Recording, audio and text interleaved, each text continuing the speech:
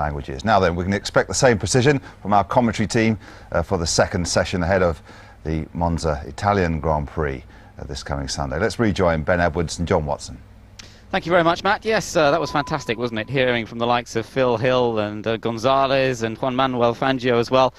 It's always Monza, John. It tends to bring out some of the drivers from the past. It is part of that atmosphere, and everybody seems to enjoy the party atmosphere here in Italy. Well, I think Ferrari love to have their old drivers. I mean, it's a different Ferrari team to that we were talking about there with Frolian Gonzalez, the Pampas Bull, a man who grabbed hold of those 4.5-litre V12 Ferraris, which eventually trounced the 159 Alfetta Alfa Romeos that were dominant, the straight 8 1.5-litre supercharged cars of the early 50s. Wonderful time in Formula One. And Frolian Gonzalez did make reference to Michael Schumacher driving Gonzalez's old car, which Michael did, I think, a couple of years ago at Silverstone. He did a demonstration. Big thing to remember about Grand Prix cars of that era, particularly Italian ones, was that the throttle pedal was the centre pedal, not the right-hand pedal. In fact, the majority of Grand Prix cars pre-war had that layout, and even into the early middle 50s, Maseratis and maybe Ferraris as well had a similar layout. Something you had to get used to, and I think from memory Stirling Moss actually wanted his car converted from the centre throttle to a right-hand throttle. But enough of that right now. We've got a second practice session here to get underway. We're going to see a little bit more, I think, from those teams that ran on the Michelin tire. Hopefully somebody can get close to Michael Schumacher's devastating first session time. Only 0.6 of a second away from pole position last year after 1 hour of running. Then what are we going to do about it? Well, we'll just have to see. And as you say, whether Michelin teams will manage to do something about it. Well, this afternoon we might see a little more from the likes of Williams and from McLaren as well. Of course, Jaguar were running well this morning, and they'll want to keep up that sort of performance. Toyota were doing a good job, although their time's just dropping away a little bit towards the end of the session. But as we never know how much fuel they're running, they still may be in good shape when it comes to the meat of the weekend and qualifying in particular tomorrow afternoon. Felipe Massa moved up towards the end of the session, 7th fastest at the moment, still looking for the opportunity to be racing in Grand Prix next year. His manager said this week that they're still confident that Felipe will end up with a race seat somewhere. They're in negotiation with a couple of different teams, but well, the slots are rapidly diminishing, it has to be said, for Grand Prix drives for next year, most of them now being sorted out. So Felipe Massa's options are narrowing. Let's hope that they do find something for him, because he has been a bit of a find so far this year. Well, there's a young man, and he's wearing a pair of red overalls. I don't know if it's badge Ferrari or not, but he's got a Michael Schumacher hat. So as we look into the reel, this is Ferrari's box looking down as Michael just makes his final preparations before he goes out at the start of the second session. Well, Williams will be hoping to try and keep the pressure on Ferrari as we go through the course of this weekend. They won here last year. Nick Damon's been speaking to Patrick Head. Patrick Head, your thoughts of Williams this weekend at Monza? First only real low downforce circuit of the year. Yes, it's a pity, but Hockenheim's gone the other way to a sort of typical circuit and is high downforce now. So, as you say, it's the only really low downforce, high-speed track. Even over the last few years, even with a Supertech engine, we tend to have been strong at these sorts of track, and obviously last year at Hockenheim and Monza we won them, we were very strong. So Ferrari are different beasts this year. They don't really have any weaknesses, but if we're going to get close to them and give them a bit of a run, then here's probably as good a place as any.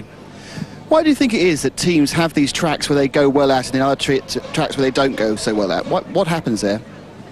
Well, obviously the challenge is to make a car that's adaptable to all types of track, but sometimes the aerodynamic layout of a car can favour one end or the other of the downforce scale. Now, it's been said that Frank's saying you're going for the Revolution next year. Well, is it a complete clean slate and just hope for the best? Well, I'm not sure where Frank's got his information from and what he's referring to as a revolution, but I mean, we've been criticised this year for being too conservative, and I'm sure there's some truth in that, so we'll probably be less conservative, but I wouldn't go as far as calling it a revolution. Patrick, thank you, best of luck. Thanks. Always straightforward. Patrick Head saying it as it is, and of course the team's all looking forward to next year with their design programs, the designs for next year having to be finalised around now, so really the work that continues on this year's car, just the specialisation work for this race, the low downforce setups, and there have been quite a few different aerodynamic setups coming along this weekend. But with only 2 more Grand Prix after this one, certainly a lot of the attention switching to next year. Now, looks like Barrichello's ready to come out. Remember, he only did 2 laps this morning, and neither of those were at full speed. No, and they've had about 2 hours to get this problem rectified. That was a brake problem that precluded Rubens doing any running other than a couple of installation laps. So now out, a brand new set of tyres, so possibly Barrichello will be pretty quick out of the box. Also, track temperature has risen reasonably, it's come up to 25 degrees, ambient still about 19, humidity dropping, so the track conditions and the just general feel of this circuit will be different to how they ended up 1 hour ago. Eddie Irvine is first onto the track, in fact, in the Jaguar. Let's see whether he can improve. He's 6th fastest currently. And here comes Michael, ready to come out. Now, tyres, fresh tyres. Yes, they are brand new tyres. Remember, 3 sets of tyres, we mentioned it earlier. 3 sets of tyres to use on the Friday.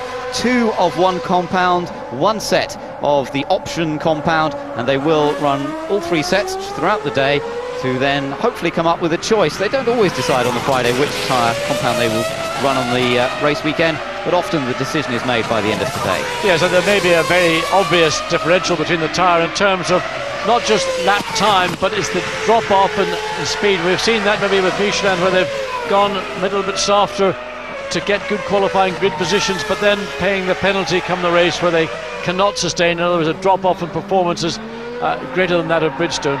Nevertheless, you have to work away, and we know that Bridgestone have actually altered their philosophy for this race. They had tyres already consigned to this Grand Prix. Teams expressed displeasure at the test last week. Bridgestone reacted and have brought a much softer optional tyre. Michelin are obviously very happy with what they've got here. So Irvine onto a flying lap for the first time in this second part, again using the curb through that second chicane. We saw that earlier from the onboard camera and our super slow-mo camera, which is also mounted at that part of the track. And now heading through the Lesmos, and Irvine trying to carry as much speed as possible through here, out to the edge, and again he gets a bit onto that curb, John. Yeah, you have to get on, you have to use the racetrack, you've got to use what is available. The thing you've got to do is make sure that you slide, and that's what you're doing, because the downforce levels on the second Lesmo corner are lower than the first Lesmo corner. You're sliding out towards the curb, then on that serrated bit of the curbing, and then it's gravel, and you just want to get to within maybe about 6 inches of that gravel. Any closer, then you may pick up gravel that might be lying on the side of it, or maybe some of the dust that will accumulate as cars do go through it. So it looks like he's staying out there doing a couple of runs. You can see the line as he comes out of the Parabolica right out to the edge of the road, and across the line at 1:26.069, so no improvement at the moment, using presumably tyres he was already running on in that first session, so no improvement for him as De La Rosa, his teammate, sits and waits. So we're waiting to see what Barrichello does. He's been through that first sector. He's about 0.8 of a second down to the time Michael Schumacher achieved. And let's look at the McLaren's David Coulthard. Well, David, big lock up, and he decides again just to drive through and make a way around the various. He's got these marker boards he's got to drive his way through. Those are polystyrene, so if a driver does hit one, it'll just explode and it'll not do any damage to the car or to the driver. Well, it's good to see Barrichello out there. Let's see if he stays out there. We know that he's on a new set of tyres, as is Michael Schumacher, so we're expecting some rapid times. Remember, he's just building up to speed now, and we'll get some indication as he comes over the next time as to what sort of pace he can manage. But he's got Mark Webber and Nick Heidfeld ahead of him, and Minardi's just coming into the chicane, and Rubens looking fairly not looking to push particularly hard. He's got enough. Oh, Michael coming out of Ascari. That's the third chicane. Now that is dangerous. Get that far wide, and that could be a snap to the right and could be a big accident. Well, Michael Schumacher is never less than fully committed, is he? And that's evidence again. Friday it might be, free practice it might be, that doesn't count towards the grid, but he's still absolutely on the limit. 24.033. Now that was a new set of tyres, I think, wasn't it? So not as quick as might have expected. Ralf Schumacher also making improvements first and second sector on what looks a reasonably fresh set of tyres. Raikkonen's actually gone third to pose Ralf Schumacher to fourth. And there it is. It's Raikkonen, Coulthard. Let's just take a look. I think it's Coulthard. Coulthard, is in Lesmo too. In fact, David Coulthard made it all the way between. Is that between the two Lesmo corners, or is it in Lesmo too? It's difficult to tell. But David has had a problem. We saw him off track this morning. We saw him lock up into that first chicane a moment ago. Now he's in the gravel, and he's not going to be able to continue for the rest of this session. He's absolutely beached. I don't think he's hit the car, though the wing that on the right hand side may have been damaged, but it's all completely irrelevant. Coulthard, it's over and out, and Mario Willan on the pit wall sits and looks and thinks, well, am I seeing what I'm seeing? Well, they're quick, the marshals there, to try and get him out of the way. Let's see if we can find out what happened here. Well, this is Michael Schumacher on the exit. He clipped the curb on the inside, and that threw him wide, and he was very lucky to get away with that, because getting in, there's David Coulthard. Well, that is into the second part of Lesmo, just lost it under brakes. The rear brakes appeared to lock up, and he did clobber the tyre barrier as he skipped, hopped and jumped over the, here's the onboard. Pretty rapid, and David just sits there, braces himself, waiting for the inevitable, well, it wasn't particularly heavy, but nonetheless. And Norbert Haug will have a word with David Coulthard, because he is supported very much by Norbert and everybody at Mercedes-Benz. Looks as though they're struggling a bit with brakes there, doesn't it, John? It looked like in that accident the rear's locked up when he brakes, and earlier when we saw him come down towards the chicane, the front brakes locked up, so he may have just simply adjusted a bit of balance to the rear of the car, and that might have been enough. Again, this is one of the difficulties that drivers and teams have got to balance, is that in these low downforce configurations you can't be quite as aggressive on brake or maybe brake balance. And look at the weight balance of that car. We don't think anybody's holding the front. If he is, he's certainly just guiding it. So that car, the weight distribution, in other words, where they place the static weight in the car to get the weight distribution that they want, well, now it's looking slightly more down in the nose if the marshal at the front has let go of the car. So let's just see what everyone else can do at the moment. We're watching Fisichella, Giancarlo Fisichella in the Jordan. The two Jordans were outside the top 12 this morning, that first session. Again, you can see the car going right out to the white line on the exits of that corner. The driver sort of fighting to maintain just enough grip on the outside to move him up, and he has moved up to 9th place now. Well, Schumacher, a personal best in that first sector, about 2.5 tenths away in that second sector. So the run down now to Parabolica. This is virtually 220 miles an hour. The car looks very good in the entry, not sliding as we've seen some others on the exit, so this should be an improvement over the present 24.115. Well, it's 24.173. Lost it somewhere in that second sector. Yeah, but only 600 slower than his previous best. Now into the first chicane, and we switch our attention to Rubens Barrichello, and Barrichello's on a pretty go, and off goes De La Rosa. De La Rosa in the gravel. Again, it's not this is on the exit. Oh, he's got away with it, John. That was on the exit of the parabolic cone. I mean, that is a real high-speed. He went off track at about 170 miles an hour. That was close, I think, is what he said. Well, the barrier was literally, you could see it. I mean, it was how he managed to escape clobbering the car on the barrier. Wow, nearly took the camera with him as well when he went off there. Michael Schumacher is on a very quick first. Watch, oh, he got a big oversteer. That's what happened just almost at the exit of the Parabolica. A massive oversteer. It was about 145 miles an hour. And there you see him fight him, and he did a wonderful job to keep the car off the barrier and also the camera position. That was one of the most dramatic pictures of the weekend so far, certainly, if not one of the season, with the heading towards the camera completely crossed up. De La Rosa survived, and I just love the comment on the radio afterwards. So the Jaguar team doesn't have a rebuild to do as yet, as De La Rosa 5th fastest overall so far today. Barrichello being pushed back in. He's now completed his first real run of 5 laps to add to the 2 he did earlier, but he's still quite slow, so they're obviously not trying to push that hard yet. Well, quite slow. I mean, he's 28.8. There's something that he's very unhappy about. They've got the wheels off again. Now, whether they're going to give him a bit more attention on the brakes or whether there's just a normal sort of routine. But I would have thought that after he's done a run of 5 laps, as you said, Ben, he would have been running quicker than the slowest of the field. Yeah, he's about a second and a bit slower than Mark Webber currently, so very strange, and he's obviously not that happy yet. Fisichella is pushed back in. We saw him move up a moment ago, remember. He's now 9th, so we've now got a top 10 that is Michael Schumacher, Montoya, Raikkonen, Ralf Schumacher, then the 2 Jaguars of De La Rosa and Irvine, then it's Trulli in the Renault, Massa in the Sauber, Fisichella followed by David Coulthard. But of course we've seen David's car being craned away, and that will be the end of his session. He's not allowed to come back out in the spare car. It is a free practice session, so David will now have to sit out the remaining 50 minutes.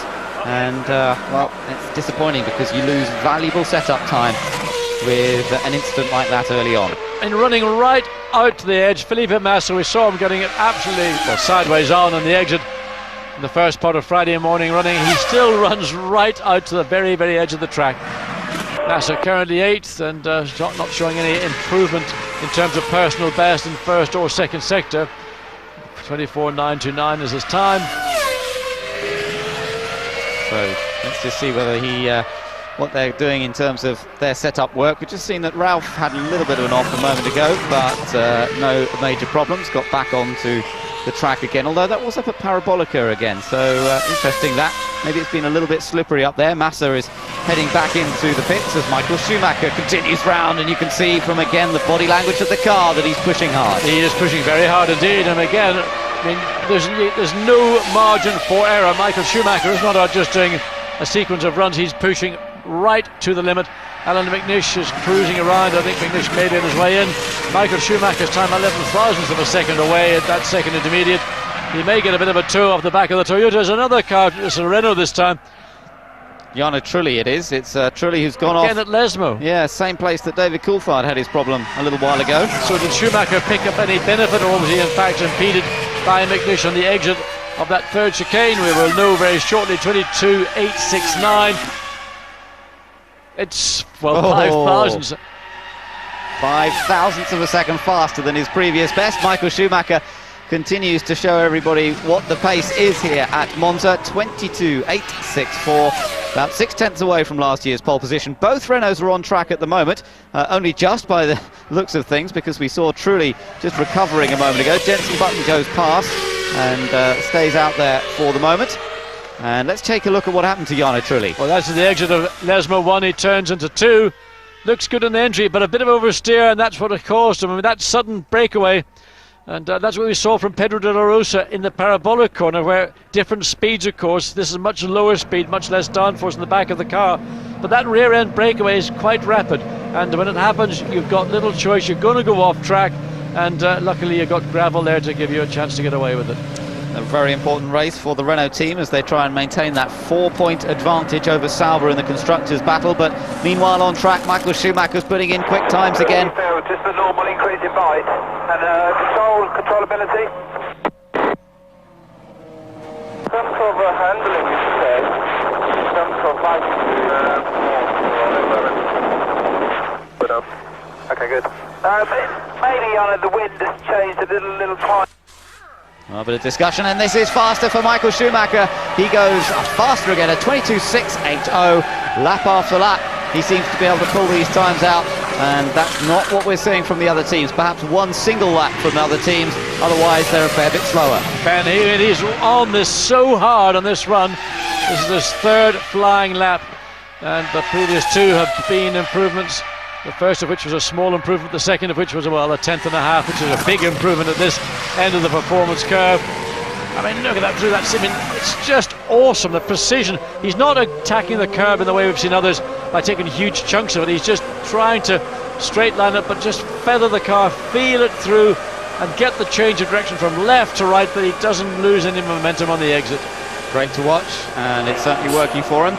Ralph looks a little concerned, perhaps, concentrating on how they can change the car, alter it. As we heard from Patrick Head, Williams know that this is probably their best opportunity to get close to Ferrari in terms of performance, but will it be enough? We'll have to wait and see. Working on the revised low downforce front wings, far less appendages on the car, particularly around that front wing area, than you would see at a track like Monaco, of course, the complete opposite, where you need maximum amount of downforce generated by the wings. Well, Barrichello back out, or preparing to come back. Michael again, 22.477, and pole time last year 22.216.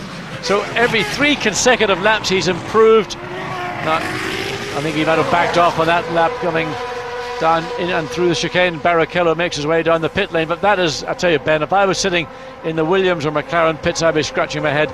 3 consecutive laps, he went quicker by the lap. And well, if ever a message was being made, there it is. And we jump into the Ferrari pits, and some of the guests enjoying the sight of Michael Schumacher going faster and faster. Well, Kimi Raikkonen is just waiting to come back out for the moment. He's third fastest for McLaren Mercedes. We've got 3 different manufacturers up there at the moment, 3 different constructors, Ferrari, Williams and McLaren. And Renault also not in that top 10, 7th place for Trulli currently, with Jenson Button down in 11th place. As we mentioned before though, Trulli hasn't ever had much luck here at Monza in the past. He's never actually finished in the points. A smiley face from Juan Pablo Montoya.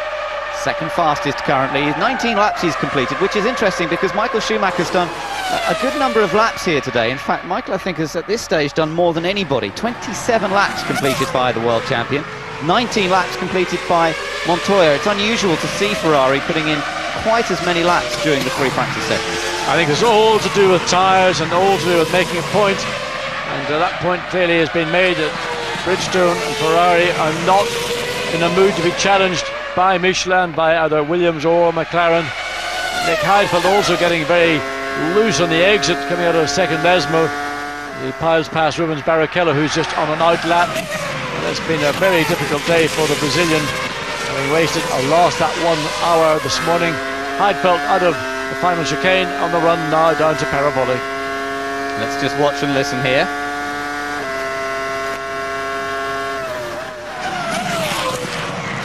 Down a few gears into the right-hander. They take the first part in third, but then it's changing up all the way through, and they're busy correcting the steering at the same time as the gearbox effectively automatically changes up through the gears and then up to maximum speed again here. Yeah, watching Heidfeld, I get the feeling that they've got a little bit of rear wing and a lot of front wing, but Eddie Irvine has improved first and second sectors. So Eddie Irvine and Jaguar chasing down teammate De La Rosa, who's 5th, 1 spot ahead of the Ulsterman. Can Irvine improve? Again, well, he's got personal best, he should do. Yes, good lap, but you could see that car sliding a bit. Up to second fastest for Eddie Irvine. He beats Montoya's time. And that's on new tyres, Ben. You don't make that type of leap unless you've done something special. And Eddie has got a fresh set of rubbers. Barrichello's slightly slow, something's gone wrong again. He's really cruising, isn't he, at the moment? But he went through the chicane at race speed, but he just suddenly backed out of it as he came out of it and down to Lesmo 1.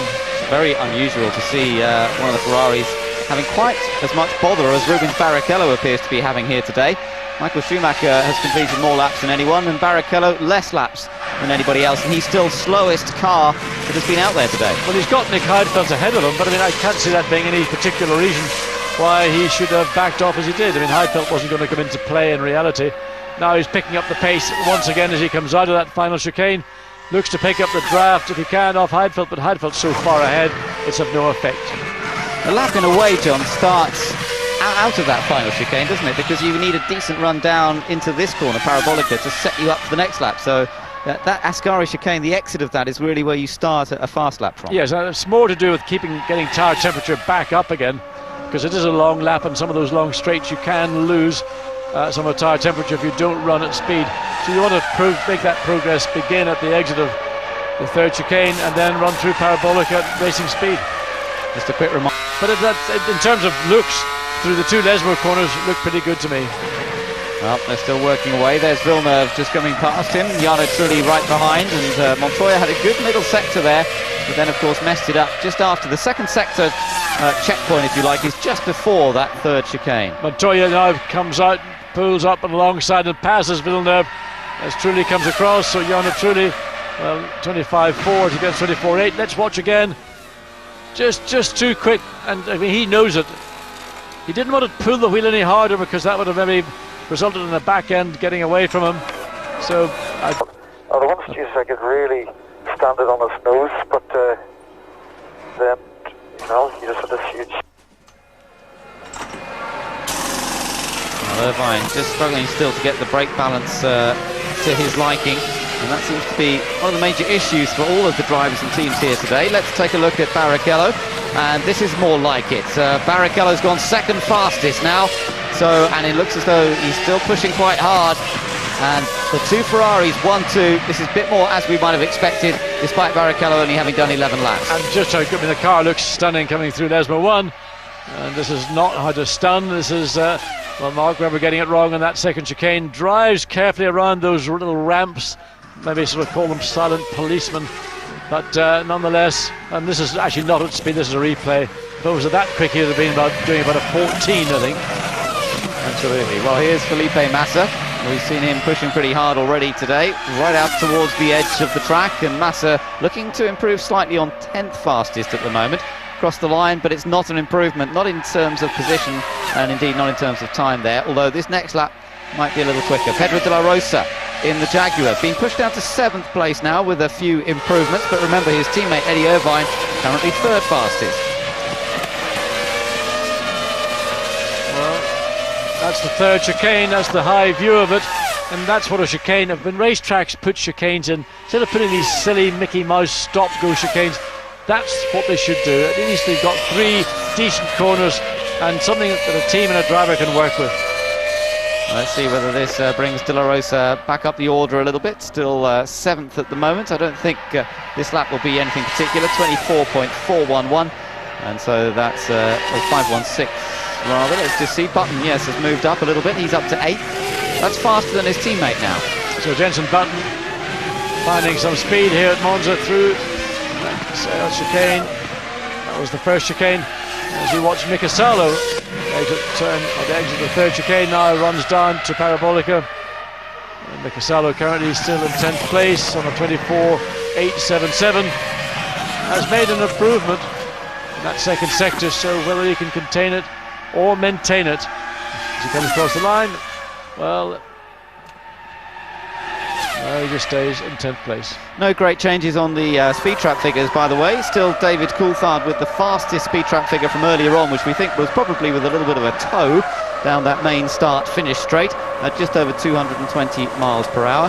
Sato, Panis, Fisichella, Villeneuve, all the Honda-powered cars, interestingly, are up there in terms of the speed trap figures, but they don't really feature in terms of the overall lap time. The fastest of the Honda-powered cars is still Fisichella down in 12th place. Well, it's all about balancing top speed. I mean, the teams realise they're not going to be able to challenge for the front 3 or 4 rows, so they might as well do the work for the race. And if you're going to run our car in a very low downforce configuration in a race, you might as well do all the work now on Friday when you've got the opportunity.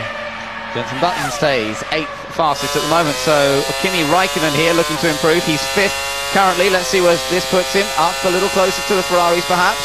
Good challenge. Third, indeed. Jumps ahead of Irvine and Montoya.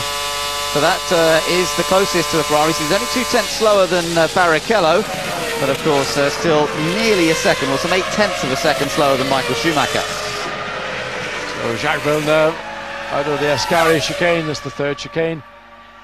And Villeneuve, well, we see him on Fridays running around this sort of 16th, 17th, 18th position.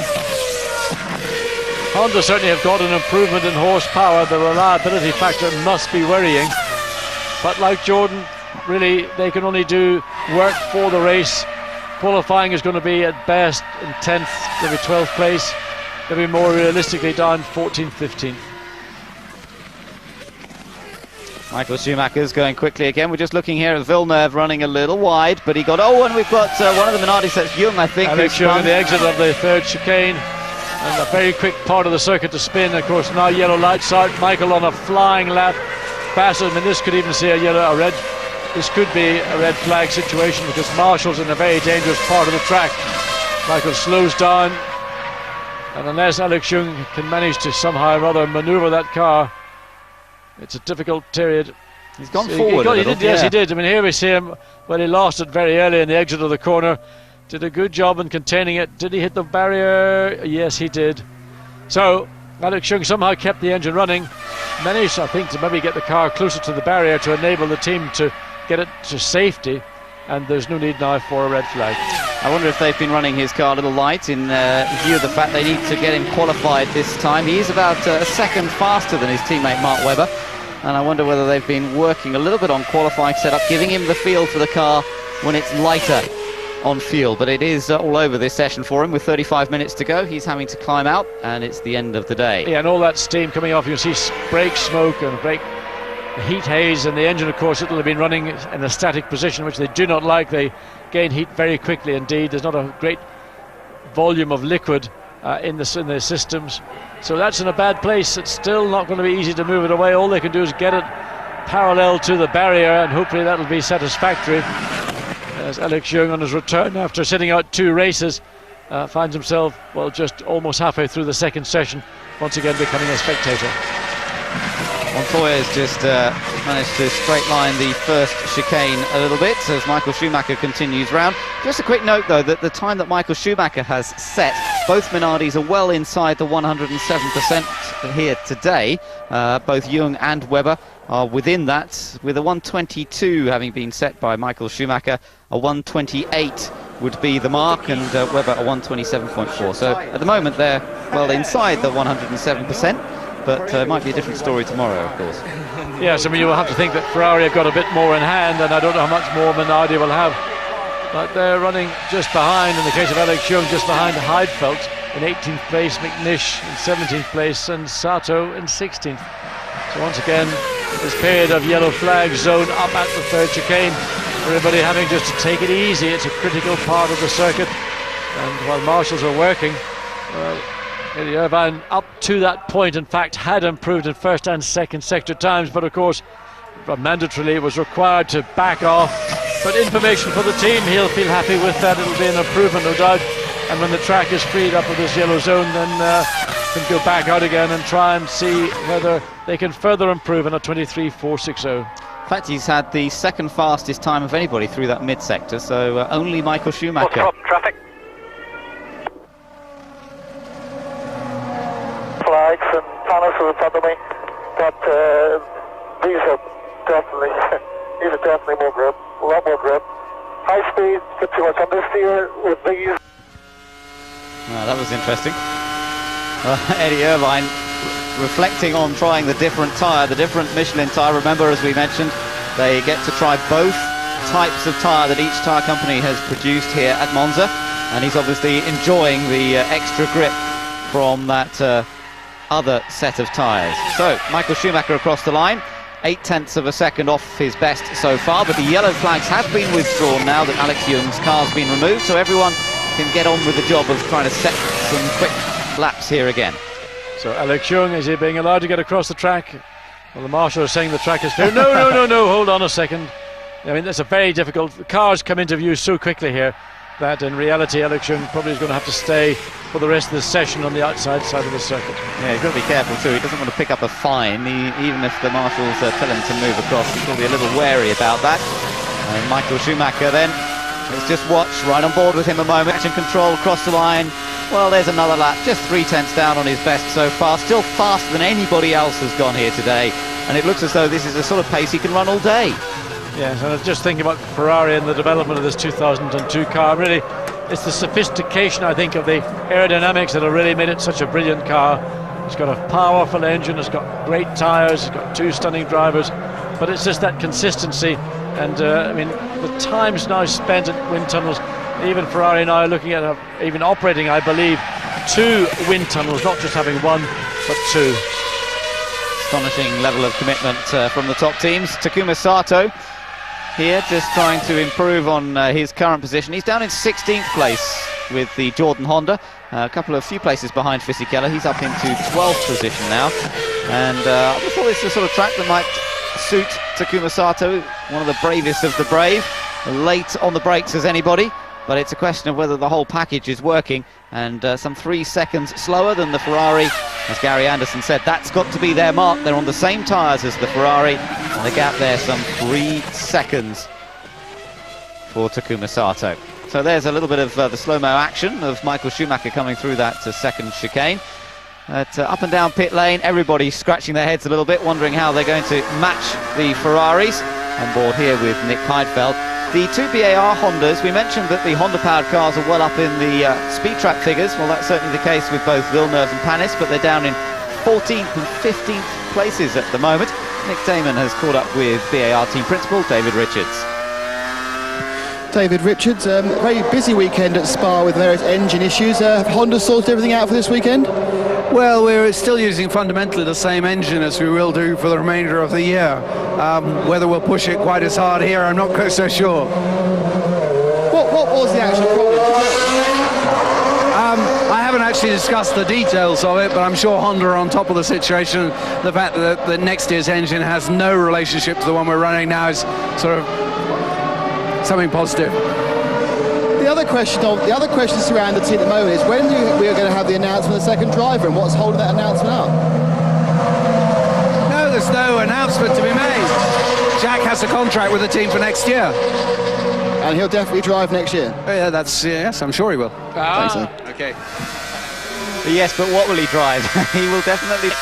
In the engine, it can lead to a bite or a nip on a bearing, and I believe that was the fundamental problem. Here in Monza, you're not getting that high load, that sort of compression combined with very high G-forces, and hopefully we'll not see the number of blow-ups that Honda suffered in Belgium here this weekend in Italy.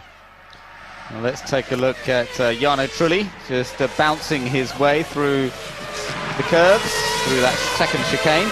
And both Renaults out there at the moment, so getting an idea to see whether they can improve any more. They've been very consistent, the two Renaults, just inside the top 10 throughout the sessions today, and they'll be reasonably pleased with that because they have therefore consistently been slightly ahead of Sauber, their main rivals, for fourth place in the Constructors' Championship. Renault would be reasonably satisfied, I think, to end up finishing this year as fourth best constructor after Ferrari, Williams and McLaren, but there's still 3 Grand Prix to go, and Sauber only 4 points behind them. Yes, as Pat Simmons mentioned between the break, I mean, really, they don't have the ultimate horsepower that we see from Ferrari or from BMW, and even possibly here from the Jaguar, the Cosworth engine in the back of Pedro de la Rosa's car. So they make compromises, and once you make a compromise, then the whole thing is a compromise, and top speeds you can get, but you sacrifice something else. De La Rosa comes across the line, but Coulthard's on a reasonable lap, and Michael Schumacher has just gone a fraction faster again. A 122.433 from Michael, and a good last sector in particular from him was part of that story. 36 laps he's done now here today. 36 laps from Michael Schumacher. The next nearest 31 laps was Alex Young, but of course he's now out of it. There's a problem for McNish as this is the pit lane exit, so the steering wheel has been... the car stopped either or a mechanical failure, and he didn't want the marshals to touch the car because that would have prevented him from continuing, so he pushes the car back down. Luckily for him, Toyota are the last team in the pit lane exit. So Rubens Barrichello, he is second fastest, remember, after all his problems earlier on today. Now let's just ride with him. This is into Parabolica.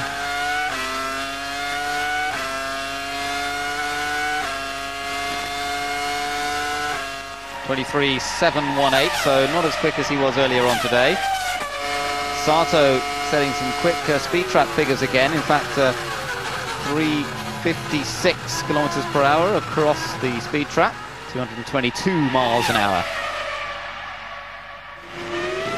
Michael Schumacher heads down, and that was a 22.523. So again, such consistency we're seeing from Michael Schumacher today. Oh, it's just awesome.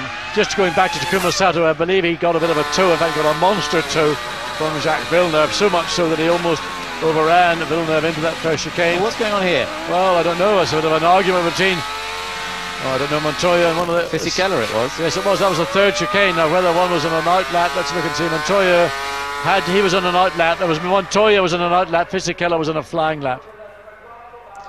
So Montoya, he was likely to improve on that lap. So I think he did get a bit held up there. He had a good mid-sector going, reasonable first sector. So I think he's a bit frustrated there, and of course it will have compromised this lap as well a little bit, unless he got a good run there through Parabolica. So he's a little bit wound up. Remember his comments on the radio in Spa when he felt that Raikkonen had got in his way in qualifying. Well, we didn't get the radio this time. Now this was Sato getting that toe that you were talking about. Yes, he got right under the rear wing of Villeneuve, and both of them completely. Well, Villeneuve wasn't his fault, but Sato got it completely wrong. Just an extra maybe 5 or 6 kilometers an hour as we look at Montoya. In fact, Fisichella also out on a lap, but Montoya's lap was the quicker of the two. That's out of the second chicane. He's now heading down towards the 2 right-hand corners known as the Lesmos. Through the first one. Car looks good through there. Now, this is where 1 or 2 people have had troubles, but that was pretty good. Using enough of the road and that little bit of curb on the outside, but without getting near the gravel. The key to the exit is the further you are up that bit of a rumble strip from the corner, the quicker your lap's going to be. It's when you get out very early, then you're sliding around, and that's where you will lose time. But that was a good exit for Montoya. Also, Kimi Raikkonen right now looking pretty quick indeed.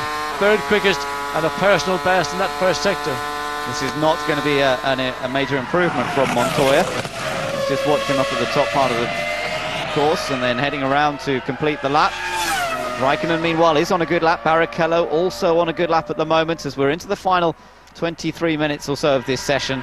Fifth fastest still for Montoya, 23.5. A slight improvement in time, but not in position. So here's this issue. Fisichella runs wide. I don't know why. Well, I don't know why Montoya should feel aggrieved by that, because Fisichella gave him all the room that he needed on the way in. He stayed right to the right of the corner. Oh, there you go. Well, I mean, I think he's incorrect in that. I think they were both frustrated with each other there. So yeah, but Fisichella stayed right to the right of the track. He let Montoya go up the inside. He gave him the room. Yeah, that's right. Montoya didn't take advantage of it, and then sort of complained afterwards. Raikkonen at 23. No improvement there. No, for Raikkonen. Barrichello, yeah. Barrichello has improved in time. Obviously, his position's still number 2, and Raikkonen somewhere he was the personal best in first sector. Went wrong in somewhere in second or third sector with a 25.6. Alan's got his car back into the Toyota garage, so that's good news. The team now going to work to try and sort out probably some silly electronic glitch that held him at the end there. Bit of discussion going on. How much time have we got left? Looking at their watches, they've got 22 minutes, as you can see. 10th of a second. Barrichello is short of Michael Schumacher in that second sector. So good run this lap from Barrichello. This is his 17th lap, and all these laps bar 2 have been completed in this session. Let's just watch him. Of course, last time out of Spa, Barrichello chose the different option of tyre to Michael Schumacher. He doesn't like a tyre that makes the car feel a little unstable. Sometimes he'll go for the harder tyre option. Second fastest there, 22.664, so that's an improvement in time for him, just a little bit outside Michael's time. But that choice of a slightly harder compound tyre certainly didn't do Barrichello any favours when it came to the Belgian Grand Prix itself. Well, Raikkonen does improve, 23.196, but of course still a long way away from the 2 Ferraris. And apart from the 2 Ferraris, the next best Bridgestone tyre is in 11th place for Felipe Massa. So a huge performance gap, it would appear, between Michelin and Bridgestone, except for the Ferraris, which, of course, Bridgestone are designing their tyre around to a great degree. There's Bridgestone engineers working with Ferrari day in, day out.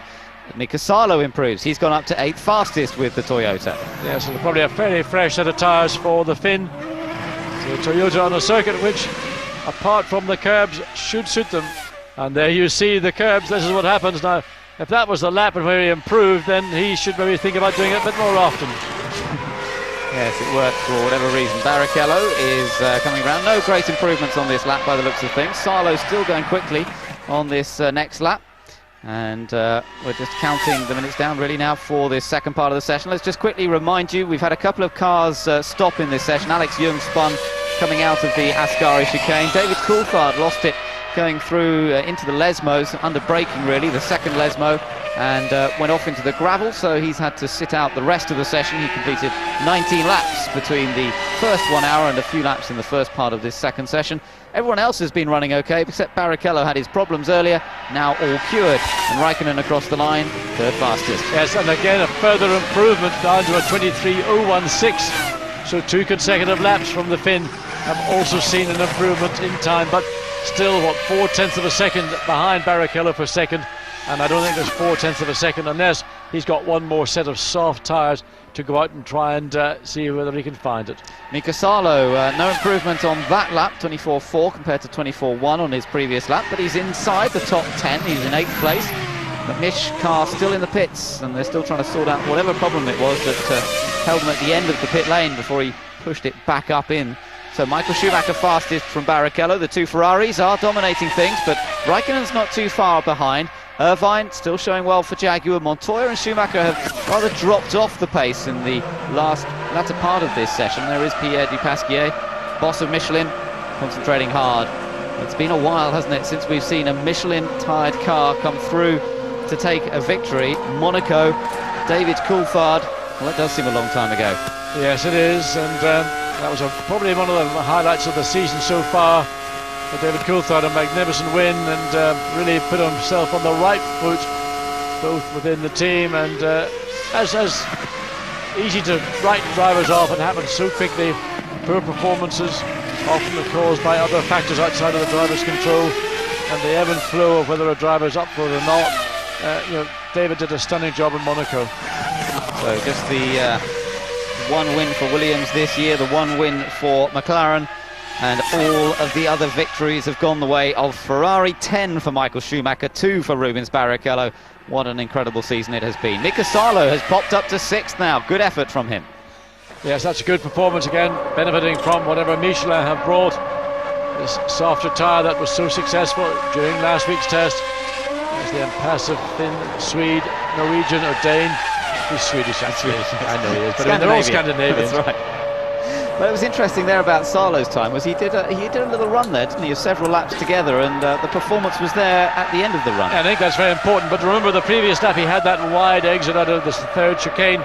That probably did cost him time. Nonetheless, we're not seeing the kind of sort of drop off in times that we have seen with the Michelin tyre when it's brand new out of the binders. So clearly they've got some consistency. Wait to see what Mika Salo can do in this lap. So we're riding now with another Italian on home territory. It is Giancarlo Fisichella, of course. And a little bit like Jarno Trulli, it hasn't always gone his way here, although he's having very little downforce in that car. Look at the rear wing, you can see it's almost totally flattened out. And I mean, he's got to be careful. He can't chuck the car in with a kind of abandon because he hasn't just got the fundamental downforce in those medium or low speed corners to do it. You can again see the way the car, the attitude of the car to the apex. It looks wonderful. It's great to watch. Looks fast. I mean, Fisichella doing a good job, improves. But he doesn't. In fact, that time was fractionally slow. He's still in 13th place. And I mean, Jordan came here knowing, and I'm sure BAR probably much the same, that the best that they can hope for is to be maybe 5th, 6th row of the grid. We've got a very close group of times at the moment, I have to say, between Felipe Massa in 11th, 24.9, and Olivier Panis in 16th, 25.1, 0.2 of a second there, separating some 6 cars. It's pretty competitive stuff in the midfield. And there is one of those, one of that group, in fact. Villeneuve is part of that group, separated by just such a fraction. 14th fastest for him. He's just done exactly to the thousandth the time that Fisichella set earlier on, 25.033. Well, let's look at Villeneuve and see if he can make it a trio of Honda-powered cars on that same time. Jacques jumps and leaps over the curbs. Look at that. I mean, absolutely. I mean, the thing got nearly a foot off the ground. Well, it is very evenly matched between those Honda-powered cars, but they're not inside the top 10. That's what will be hurting them the most. Michael Schumacher once again heading the way here. Just over a quarter of an hour left of Friday free practice at Monza. Weather conditions have been just about ideal. Temperatures have climbed slightly, but it hasn't been one of those really hot days that we often see at Monza. That's perhaps helped the tyre performance a little bit. We'll have to see over the course of the weekend whether the higher temperatures might change things around. But for the moment, Ferrari and Bridgestone on top. Then it's McLaren with Raikkonen, then Jaguar for Irvine, Williams with Montoya, and Toyota with Mika Salo making out the top 6 places. So Nick Heidfeld struggling down in 18th place. He had a struggle 2 weeks ago in Belgium. He's struggling here as well. He's now up to 17th. McNish down to 18. Now down towards the chicane, head bobbing around. You can see, it got the braking just a little bit wrong and really messed up the entry to that first chicane. So crucial there. They're steaming down there, 220 miles an hour, and you've got to select exactly the split second to get onto the brake. Hard, really hard, because with the amount of downforce at that speed, even though they're low downforce, just take another look at this. I mean, he's on the brakes, hard here, going down the gearbox. The back end of the car is unloading, downforce. The nose is fractionally down. I mean, it's all in small increments. But the car, all the downforce is in the front of the car, the back's unloaded. If you catch a rear brake, just snatch a brake, it'll just set the car tail moving out to the side. And there's a slight opposite with the left or the right front locking up for Eddie Irvine in the Jaguar. Through the Curva Grande. And we just lose the picture for a moment. He heads beneath the bridge, down towards the second chicane. Just watch the hands on the steering here. Quite a lot of understeer. You could see the front, the way he turned in, quite a lot of lock on as he was just getting in. He's still probably turning in slightly under brakes again. That also, that is just awful. I've never seen it. These slow-mo, super slow-mo shots really figure what a tyre does on a car. It runs wide on the curb out of Lesmo 2. No improvement in time that first sector. Now we'll check the second sector coming up to the third chicane. Amazing to see that tyre oscillation. We're seeing it more here than we have virtually anywhere, all down to how the tyres are constructed, how the sidewall of the tyre is constructed, and of course Bridgestone and Michelin have quite different ways of approaching the construction of the tyre, and you do see certainly a very visible effect of the Michelins compared to the Bridgestones through that chicane. Eddie, slightly apprehensive, I think, is going, no, is he going to continue? Yes, he is. He probably was slightly apprehensive of getting on the power. So Irvine's 23.4, 26.8, well there you are, it was apprehension after all. So good early performance. There is Eddie's manager, who celebrated his 50th birthday just this week. Enrico Zannarini had a bit of a party here in Italy, which is always something that Eddie will enjoy. And the two of them no doubt working hard on next year's deal, whether they will whether that will see Eddie staying at Jaguar, whether it will see him move to Jordan. Some people still seem to think that that's a possibility, but one way or another it sounds like Eddie may well still be around in 2003. I think the Jaguar route is the one that ultimately he will follow. The Jordan one is based on the fact of having an existing Jordan sponsor divvying up huge sums of money. But the reality is, I think that Jaguar is where Eddie Irvine will ultimately end up, but he may end up there at a substantially reduced driving fee. But for Eddie, it's all about being a Grand Prix driver, and he has said in the past that he doesn't need the money. He's got so much and he makes a lot of money. He's a very astute businessman. So just to finish the task, he went to Jaguar to complete. Could be a good reason to stay. Faster. I mean, like 3/10. I lose everything in the Ascari. I was plus 500, so at least on the dash. Heidfeld saying he was losing, he lost a lot of time through the final chicane, the Ascari chicane. So clear indicator for him as to where the time's getting away from him, but he's still a long way down. He's down in 17th place, and that really is quite a surprise. We're used to seeing the Saubers featuring somewhere near the top, and they both qualified inside the top 10 here last year. Heidfeld and Raikkonen were qualified pretty well last season, so it's all a little bit of a surprise, I have to say, to see them that far down. But his teammate Felipe Massa, he's 12th quickest on a 24.9, Heidfeld 17th on 25.5, so 0.6 of a second between the two Saubers. Now it seems to me that Felipe Massa is able to deal with a much lower downforce setup around Monza. Of course, coming from 3,000 last year and having raced on this track, is accustomed to running probably in a lower downforce configuration, or just simply might be able to deal with it more easily than Heidfeld. Now we're watching Rubens Barrichello. Not a quick time this coming up from the Brazilian, but at least he's managed to get in a decent number of laps. He's back out on circuit. We have 8 cars on track, 10 minutes to go, and still some changes possible here. No changes to the top speed figures. David Coulthard with the tow earlier on, still at the 222 mile an hour mark, and has set the pace on the speed traps, but as I say, that was with a little bit of help from a hole in the air provided by someone just ahead of him. Irvine comes across the line, and again it's a time 1:26.5. If you watch Pedro de la Rosa, he's got it wrong, but is he going to... And he didn't repeat what we saw him do, that great escape we saw earlier in the session. But I'd like to see the onboard, not the onboard, we were onboard, I'd like to see the external camera shot of that one, as both Jaguars, well, just 5 seconds and or so away from the quickest time. They're both looking to be running with a lot more weight on board because their lap times have dropped away substantially, and the only reason that would happen at this point in the session would be a load of fuel equivalent to what would be for a one-stop stop. Yeah, just looking down the list of laps that have been completed, Michael Schumacher, we were saying, has done a lot today, but Jenson Button's just caught him up. He's just completed his 39th lap here. He's 10th fastest, still just a minute fraction, a few hundredths slower than his teammate, Jarno Trulli. Both have been very evenly matched. And in fact, John, you tend to see that at Monza. This track is a lot about engine power, it's about setup, and we often see a 2x2 grid with the grid that allows him to take more lock, and then he just waits for the thing to bite and then gets on the throttle. Interestingly, he seemed to revert to manual down change coming into Parabolica rather than use the sort of automatic setup. Sometimes he uses, because it can change down automatically, or the driver can decide to where the gears come down, and it looks as though he's sort of mixing a little bit. Yeah, it gives the driver more control, because if it's done, literally you push a button and it goes down sequentially to the gear the car able to recognise where it is in the racetrack. But if you take control, then it allows you to do what you want to do rather than having the onboard systems do it for you.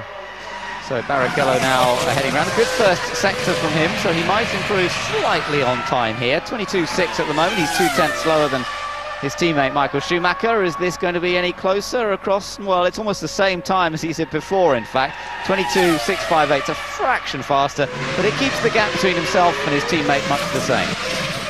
Well, trouble at the back of one of the two Jordans. And Sato's in the pits. Fisichella is out, so it is Sato's car, and there is confirmation. As the young Japanese sits there with a bit of branding from the Jordan team, always up for it when it comes to using any opportunities. Nice little toe, nice little toe for Ralph, and that one will certainly be as sweet as a nut. Yeah, it helps him to 351 kilometres per hour down at the speed trap coming into the first chicane, so that's a very useful toe, as you say. And we'll see whether he can do anything special in the last 6 minutes of the session. Ralph has a remarkable finishing record here at Monza. In fact, he's had 4 podium finishes in a row in recent years. Of course, was slightly outclassed by his teammate here last year, Montoya, coming through to take the victory. But Ralph has had a pretty good run. He was 3rd here last year, 3rd in 2000, 2nd in 1999, and 3rd in 98. So the only time he hasn't finished here was his first Grand Prix at Monza when he had an accident with Johnny Herbert. So no improvement in that first sector with a set of tyres that look, we think, fairly fresh. You can see the sheen between the grooves. And again, not a personal best in the second sector, 1.3 seconds down. And that 1.0, and Kimi Raikkonen, he's off track now. So Raikkonen, just that little moment. So that was in the exit of Lesmo 1 rather than Lesmo 2. This has been the problematic corner so far today. Earlier on, we saw Alan McNish trying to push his car back up the pit lane, and we've got someone going quite slowly there. But McNish had troubles, obviously, and they haven't been able to get him back out ever since then. Nick Damon's been trying to find out a little bit more about the situation. McNish, bad luck, the car's up on stilts. We saw you stop at the end of the pit. What happened? It's not been a very good Friday this morning. We had a very bad imbalance turning left and right, and inconsistency in the car. But then I went to do a launch here just before going out, and it didn't move forward. We lost drive, so I had to push the car back, and they're trying to change the rear end now. Is this rather more surprising, certainly the earlier imbalance, considering you were testing here all last week? Yeah, because we had a pretty good car at the end, and we came back with the same setup, and it feels completely different, as if it was day one again. So there's a bit of head scratching going on. Mika's not found the same problem, so I think it's something that's in our sort of setup at the moment. Alan, bad luck, thank you. So that is a shame for McNish, looking to try and get some decent running in here. 21 laps he's completed so far today, but as I mentioned, Michael Schumacher has completed 40 laps it is now. Jenson Button up to 42 laps. So lots of mileage for the Renaults. Ralf Schumacher makes his way around. He's still down in 7th place, but not looking to improve on this lap. There are nobody really showing any quick sector times out there at this point. The tyres probably past their best. Everybody's gone through their 3 sets of tyres throughout the course of these 2 one-hour sessions, and it might not be that we'll see much improvements in the closing moments. Well, the only thing of interest is Michael Schumacher has gone back out with just 3.5 minutes or so remaining. Raikkonen bounces it across the curve up in the 3rd chicane. So Schumacher has gone out, and it'll be interesting to see whether he just demoralises everybody even further, or in fact it's just another run that the team want for further information for tomorrow. Here he is then, the young Finnish superstar who really is stamping his authority, showing that he is going to be one of the future greats perhaps of Formula 1 Grand Prix racing. Has had some stunning performances, yet to take his first win despite coming so close at the French Grand Prix earlier on this season, where he was ahead of Michael Schumacher until sliding on the oil laid by Alan McNish's car. But that qualifying performance at Spa last time out, again another indicator, if you like, that he's coming of age, and we'll just have to see what he can achieve here today, this weekend. Then we just got a glimpse of Giancarlo Fisichella, and we haven't seen too much, but he's actually improved a little bit. He's up to 11th place, just behind Jenson Button. So I mean, a good job from Jordan, just ahead now of Felipe Massa, who had been the best of the rest of the Bridgestone runners, and about 0.3 of a second quicker than the young Brazilian. Yes, just looking on down that list as well, Takuma Sato is just behind Massa himself, about half a second off his teammate Fisichella. Jenson Button back in the pits. I wonder if they'll get him back out for the last few moments of this session. And there we see there are still some cars out there. Michael Schumacher, sorry, that's Barrichello. Michael is out there. Michael is heading around at the moment just down towards the first chicane. Barrichello elsewhere on track, just coming out of the second Lesmo. Yeah, Michael's first sector time about a tenth and a half down as we watch Barrichello. And again, Barrichello's time virtually identical to Michael's in first sector, and wait to see what happens. Well, he's 2/10 of it, well, 2.5 tenths down. There's a Schumacher now coming up to the same plotted track. That second sector time will appear, and it's a white one, so it's not going to be too relevant this lap. A little bit of work in the middle of the corner. You could just hear how the traction control cuts in through the second part of that Ascari chicane as he gets back on the throttle. All part of controlling the back end of the car. Across the line, Barrichello, half a second down on Michael's best to date. Here comes Michael himself now through the Parabolica. Now this isn't going to be an improvement, but let's just see what it is. 23.316, about 4/10 slower than Barrichello just did. Got a little bit of traffic around as well, affecting things. So this is going to be their last lap of the afternoon. They will take the checkered flag when they both return. Certainly Barrichello could probably sneak another one. He might be just sufficiently ahead of Michael, but I think Michael's going to be very much on the limits. It'll be about 3 or 4 seconds one way or the other when he gets back to start finish straight. Neat and tidy through that second chicane, and look at the time. Only 53 thousandths slower than his best to date through there. Now watch him at the second Lesmo with getting the checkered flag first. Across the line comes Michael, nearly a second down on his best of the session so far, but I think Ferrari will be very pleased with today's work. They'll report back to Ross Brawn that well, it all went according to plan, apart from those early problems for Rubens Barrichello. The two of them have been lapping very consistently, very quickly, and I think everyone else is going to once again be battling to stay with the Ferraris. Let's just see if anyone else is likely to improve on this lap. Olivier Panis is about the only one who might, because his first sector was pretty good, but he hasn't set a particularly quick second sector. Just see what he can do on the last part of the lap here. Panis in 15th place on a 1:25.027, so he's going to be able to complete this lap. And we see whether it's going to be a 24. No, it's not. It's just fractionally slower.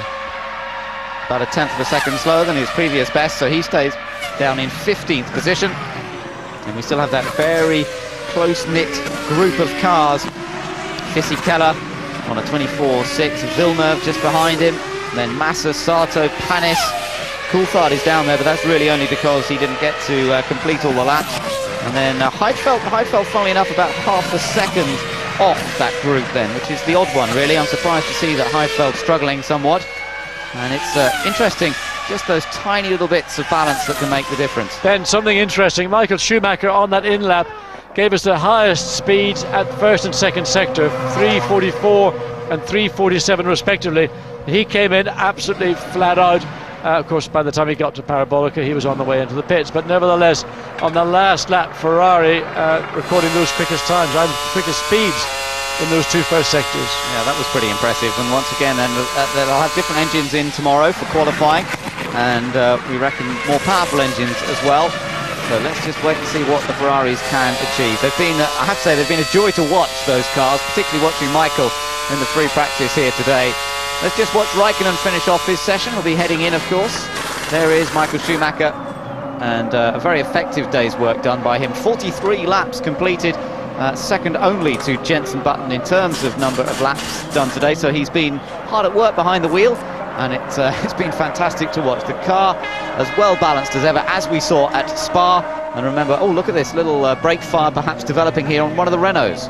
Yes, it's just coming in a bit too hard. That's the penalty of coming in very hard, then you stop, and all that heat build up. So the resin, probably more likely the resin in the brake cooling dust per se than the actual disc itself or the pads, but nonetheless it's something the team will want to get attended to as quickly as possible. Barrichello ends up second fastest, and still with a 4/10 of a second advantage over the next best, which is Kimi Raikkonen. So the Ferrari's really having the edge over everybody here, and McLaren Mercedes leading the way. But remember how Williams always treat these Fridays with a degree of caution and generally running the cars quite heavy. So if we take a look at Montoya's time, a 1:23.584, presumably that was set with quite a lot of fuel on board, and Williams could still be in the challenge for pole position tomorrow. And just look once again at how many Michelin runners are in that top 10. Only the two Bridgestone Ferraris are up there at the top, then Michelin for everyone else. McLaren, Jaguar, Toyota are up there. Williams and Renault's 9th and 10th for Jarno Trulli and Jenson Button. That's pretty much where they've been throughout the course of the day. So it's only when we get down to the second half of the top 20 that we begin to see more Bridgestone runners. There they all are, and particularly older Honda-powered runners, just separated by Felipe Massa in the Sauber. Coulthard unrepresentative time because he went off early on in the second session. Heidfeld struggling, McNish having problems as well. Mark Webber and Alex Jung both performing respectably in the Minardis, and Jung hoping to qualify for the Italian Grand Prix as he did here 12 months ago. So that's a look at the times from today, and the Ferraris are on top, but with Williams looking to try and challenge that Ferrari domination on a track which they like well, then we'll just have to see whether they can perform something special in qualifying tomorrow. Well, I have a feeling that particularly the Williams BMW package, they've got the horsepower. If they have to put a little bit of downforce in the car just to make sure that the car is quick where it counts, which will be in and out of the chicanes, and then I think they're going to they can challenge Ferrari. But the problem will be, of course, the Ferrari package is so good in conjunction with Bridgestone that they can really come the race, sad to say, once again dominate.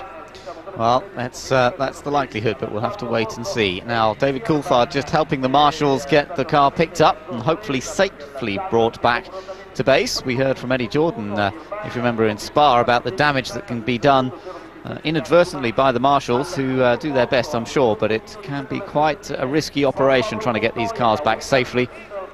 And Coulthard overseeing operations here. Wonder how good his Italian is. I wouldn't worry about his Italian, I'd worry about his English when he gets back to the team, because that was a total wasted session for McLaren. They suddenly have their ability to do the work that they would like to do, and I mean, it looked to be a fairly fundamental issue that David, he locked up the rear, or the back end stepped out on him, which would have been caused by the rear brake snatching. You know, a long time a driver like David shouldn't fall into those traps. Now I believe we have the opportunity to speak to Nick Heidfeld. Good afternoon, Nick. Thank you for joining us. Yes, hi there. Now, what's the problem today? Because last year the Saubers were pretty quick here at Monza, but you do seem to have been struggling. What's been the problem? Yeah, last year we struggled here as well, but only in the race. Qualifying was very good. Yeah, in the race we had a lot of problems here last year, but today I just don't find the balance. I have low grip in general, and it seems like there's a problem with the wire height, because from the data we can't explain it, but I feel a massive bottoming and I waste the car a lot, but normally we don't want this kind of setup. Nick, also 2 weeks ago you had a lot of problems in Spa-Francorchamps circuit where you run more downforce. Seems strange that here in Monza you've still got a similar problem, just no speed out of the car. Yeah, that's right. I mean, the problem on top in Spa was that we didn't actually know 100% where what we had to change. We made the car better for Saturday and Sunday, but we were not 100% sure if the changes we did, or we couldn't focus enough on one change because we changed so many things we didn't know which one was better. Just finally, Nick, we'll just let that engine noise abate for a moment, but driving the car in this low downforce setup as you do at Monza, you've come from Spa where you're running quite a lot of downforce. Is it like driving a different car, the fact that it slides around so much more here? Well, we've had practice here last week, so it's not really a problem. And also in Spa you run more downforce, but it's also quite low downforce. You reach more than 320 k's in Spa, although it's uphill. Okay, here we get up to more than 350, but no, it's not a problem. Oh, and just one more thing, and we noticed you've been using the hands device today. We also noticed that you had a bruise on your shoulder when you were putting your overalls up. Is that connected, and how have you been getting on with the hands device? Yeah, the bruise you saw is coming from the hand system, but it's already a lot better now. We changed the system. We made a special shape for me. We put a lot of foam on it, so you can imagine how bad it was before. But drive it in Monza, it's okay. I think I'm going to use it tomorrow again. But if I would be in Mugello or on a very twisty circuit, I think I couldn't use it for the moment. Great, well thank you very much for joining us, Nick, and best of luck with the rest of the weekend. Thank you. So Nick and Felipe Massa sort of forging ahead with using that hands system, and I'm sure that Sid Watkins will be down there to have a word with them this afternoon, John, and just find out a little more about their experiences. Yes, it's going to be a bit like a driver's seat. You're not going to take a hands unit off the shelf and give it to the entire field and say, right, mandatorily you've got to use it. So each driver is going to have it tailored to suit his particular body shape, his profile, the width, whatever he needs in a car. As we watch the body profile of the McLaren coming back, and that's slightly askew, but nevertheless it is there to give drivers additional security and safety in the event, principally of a rearward accident. But also we saw Felipe Massa, for example, in Monte Carlo when he had a brake problem going into San Diego, went into the tyre barrier, very high speed indeed, stopped in a very short distance. Now the whiplash effect, it's not going forward, it's coming back and then bunting forward again, and that hands and neck device will help in situations like that minimize the amount of tissue damage, or even more seriously bone damage to vertebrae that could result. Well, Coulthard's making his way back gradually with that stricken McLaren Mercedes, and well, he's, as you said, John, he's got a little bit of explaining to do, but hopefully they can make up for the lost time tomorrow in the free practice leading up to qualifying. He looks a bit like the Yorkie Bar kid there, sitting in the thing with his arm in the window, doesn't he? Yorkie Bar or Milky Bar? Whatever. Well, McLaren's still waiting for their car to return. In the meantime, while we wait for his car to come back to the garage, let's take a look back over the highlights of that session.